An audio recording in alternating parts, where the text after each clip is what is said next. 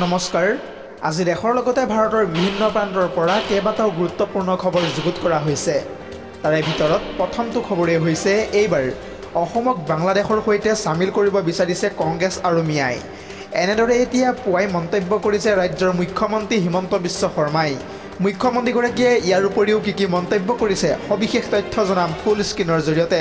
এইবাৰ মিয়াই ধ্বংস কৰিব বিচাৰিছে অসমক বাংলাদেশৰ সৈতে এক প্ৰকাৰ চামিল কৰিব বিচাৰিছে কংগ্ৰেছ আৰু বাংলাদেশী মিয়াই। সেইবাবে ইয়াত বাংলাদেশৰ ৰাষ্ট্ৰীয় সংগীত গোৱা হৈছে। অসমৰ ভৱিষ্যত বহুত বেছি ভাল নহয়, এই মন্তব্য মুখ্যমন্ত্ৰী শৰ্মাৰ। লগতে কয় যে যিমানেই সোনকালে সজাগ হয় সিমানেই আমি বাচিম, নহ'লে আমাৰ জীৱনকালত তেওঁলোকে আমাৰ অসমখনক লৈ ল'ব। বাংলাদেশী মিয়াৰ তুলনাত জুবিনৰ ইছ্যু কেতিয়াও ডাঙৰ হ'ব নোৱাৰে। মাটি দখল কৰা ছোৱালী উঠাই নিয়াসকলৰ সৈতে জুবিনক তুলনা কৰিব নোৱাৰি। বাংলাদেশী মিয়াৰ সেই ইছ্যুটো কেতিয়াও নোহোৱা হৈ যাব নোৱাৰে। আহি থকা 30 বছৰ পৰ্যন্ত এইটো ইছ্যু একেবাৰে বাহাল থাকিব। বাংলাদেশী মিয়াৰ প্ৰসংগত এনেদৰে সৰব হৈ পুৱাই মন্তব্য কৰিছে মুখ্যমন্ত্ৰী হিমন্ত বিশ্ব শৰ্মাই। পৰৱৰ্তী খবৰটো হৈছে আন এটা বহুতেই বেছি গুৰুত্বপূৰ্ণ খবৰ। জুবিন গাৰ্গৰ শেষৰখন অসমীয়া ছবি তথা ৰৈ ৰৈ বিনালে নামৰ চিনেমাখনে মাত্ৰ এটা দিনত কিমান টকা লাভ কৰিছে আপুনি বাৰু জানেনে? যদিহে নাজানে তেন্তে চাওকে আমাৰ এক্সক্লুচিভ প্ৰতিবেদন।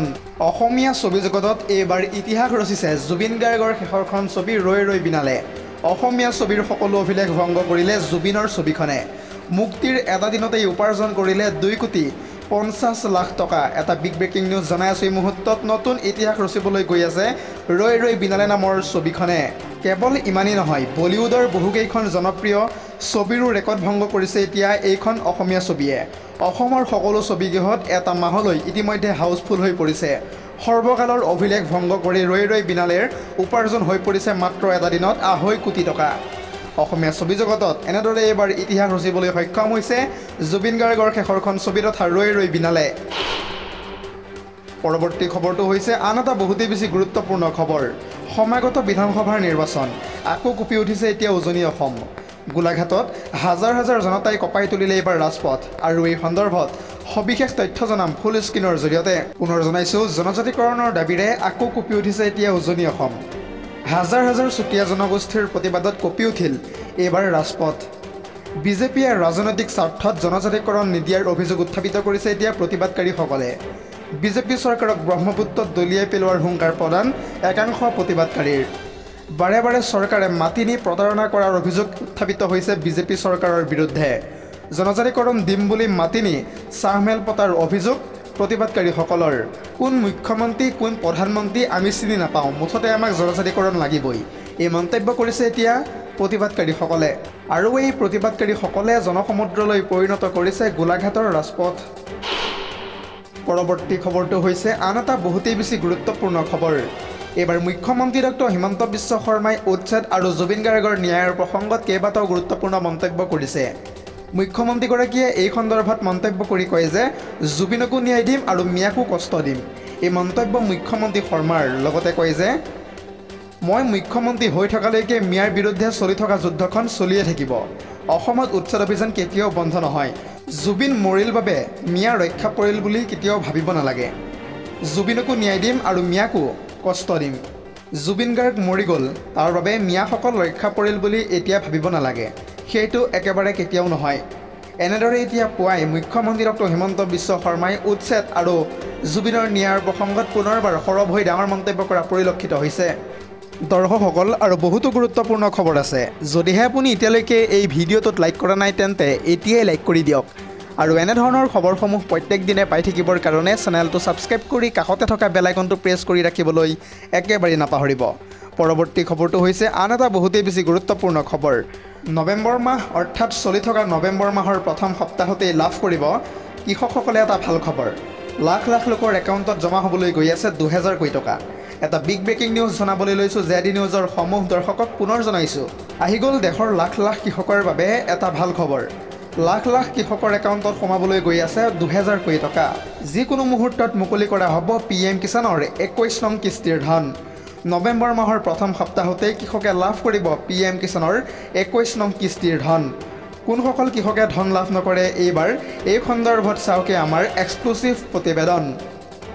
KYC নকৰা প্ৰত্যেকগৰাকী কৃষকে লাভ নকৰে এইবাৰ PM কিষাণৰ 21 নং কিস্তিৰ ধন। লগতে বেংক একাউণ্টৰ সৈতে আধাৰ নম্বৰ লিংক নকৰা কৃষকসকলে লাভ নকৰিব এই আঁচনিৰ ধন।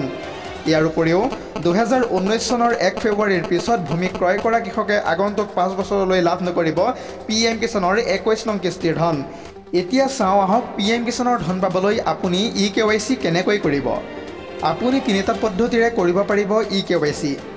pmkisan.gov.in-ত OTPৰ জৰিয়তেও কৰিব পাৰিব KYC।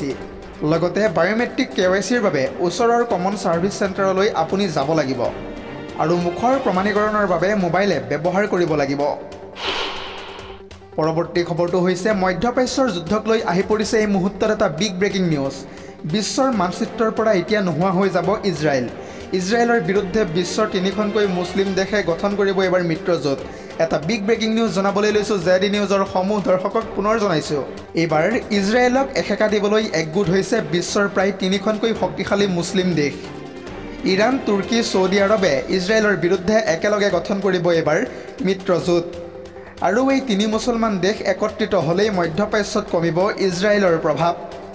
তুৰ্কী আৰু ছৌদি আৰবক লগত লৈ মিত্ৰজোঁট গঠনৰ চেষ্টা চলাইছে ইতিমধ্যে ইৰাণৰ ৰাষ্ট্ৰপতিয়ে। এটা ডাঙৰ খবৰ জনাই আছোঁ এই মুহূৰ্তত। লগতে দুয়োখন দেশৰ শীৰ্ষ বিষয়াৰ সৈতে ইতিমধ্যে যোগাযোগ স্থাপন কৰিছে খোদ ইৰাণৰ ৰাষ্ট্ৰপতিয়ে। হামাছ, হিজবুল্লাহ, হুতিক দমন কৰি মধ্যপ্ৰাচ্যৰ ছুপাৰ পাৱাৰ হৈ পৰিছে ইতিমধ্যে সমগ্ৰ ইজৰাইল। লগতে ইজৰাইলে এতিয়ালৈকে লেবানন, ইৰাক, কাটাৰ, চিৰিয়া, ইৰাণত আক্ৰমণ কৰিছে। গ্লোবেল ফায়াৰ পাৱাৰৰ মতে তুৰ্কীৰ আছে প্ৰায় 6 লাখ সক্ৰিয় সেনা। লগতে তুৰ্কীৰ আছে 2238খন টেংক, 300 ৰকেট আৰ্টিলাৰী আৰু 201খন ফাইটাৰ জেট, 17খন ফ্ৰিগেট, 13খন ছাবমেৰিন আৰু 1000তকৈ অধিক বিমান আছে তুৰ্কীৰ হাতত। লগতে তুৰ্কীৰ নেটোৰ অন্তৰ্ভুক্ত দেশ হোৱাৰ বাবে অধিক সুৰক্ষিত হৈ আছে বৰ্তমান সময়ত। ঠিক সেইদৰে ছৌদি আৰবৰ হাতত আছে 1,57,000 সক্ৰিয় সেনা। লগতে 5,000তকৈ অধিক বিমান, 185খনতকৈ অধিক হেলিকপ্টাৰ আছে ছৌদি আৰবৰ ওচৰত। ইয়াৰ উপৰিও ইৰাণৰ আছে 5 লাখতকৈ অধিক সেনা, 3,000 বেলিষ্টিক মিছাইল। আৰু এই 3খন দেশ একত্ৰিত হ'লেই ইজৰাইলৰ প্ৰভাৱ হ্ৰাস পাব বুলি এতিয়া দাবী কৰিছে স্পষ্টভাৱে ইৰাণে। পৰৱৰ্তী খবৰটো হৈছে আন এটা বহুতেই বেছি গুৰুত্বপূৰ্ণ খবৰ। জুবিনৰ ন্যায়ৰ প্ৰসংগত পুনৰবাৰ সৰব হৈ ডাঙৰ মন্তব্য কৰিছে ৰাজ্যৰ মুখ্যমন্ত্ৰী হিমন্ত বিশ্ব শৰ্মাই। মুখ্যমন্ত্ৰীগৰাকীয়ে এই সন্দৰ্ভত কয় যে আহি থকা 10 ডিচেম্বৰ তাৰিখে অসমৰ সকলো জনতাই গম পাব জুবিন গাৰ্গৰ কি কাৰণে মৃত্যু হৈছিল। আৰু এই সন্দৰ্ভত হিমন্ত বিশ্ব শৰ্মাই কয় যে আহি থকা 10 ডিচেম্বৰৰ ভিতৰত গম পাব জুবিনৰ সৈতে হৈ থকা দুখ বেদনাৰ কাহিনী। বহু বছৰ জুৰি জুবিনৰ সৈতে হৈ থকা দুখ বেদনাৰ কাহিনী জানিব পাৰিব এতিয়া অসমৰ সমগ্ৰ জনতাই। জুবিনৰ ঘটনাৰ বহু বিস্ফোৰক তথ্য ইতিমধ্যে হাতত পৰিছে SITৰ ওচৰত। জুবিনৰ ঘটনাৰ বিষয়ে জানিলে ৰাইজৰ অলপো খং উঠিব পাৰে। জুবিনৰ কাহিনী শুনিলে ক'ৰবাত ৰাইজে আচৰিতো হ'ব। লগতে জুবিনৰ কাহিনী শুনিলে কষ্টও পাব ৰাইজে মনত। হিমন্ত বিশ্ব শৰ্মাই কিবা এটা কাম ল'লে সেই কামটো শেষ নোহোৱা পৰ্যন্ত নেৰে। মই দিনে ৰাতিয়ে এতিয়া নোখোৱাকৈ কষ্ট কৰি আছোঁ যাতে জুবিনে ন্যায় পাব পাৰে। SITৰ সদস্যই দিনে ৰাতিয়েও ইতিমধ্যে আমাৰ দৰেই কষ্ট কৰি আছে। আহি থকা 10 ডিচেম্বৰৰ ভিতৰত গম পাব জুবিনৰ সৈতে হৈ থকা সকলো দুখ বেদনাৰ কাহিনী। এই মন্তব্য কৰিছে এনেদৰে এতিয়া মুখ্যমন্ত্ৰী হিমন্ত বিশ্ব শৰ্মাই। News desk report ZD news.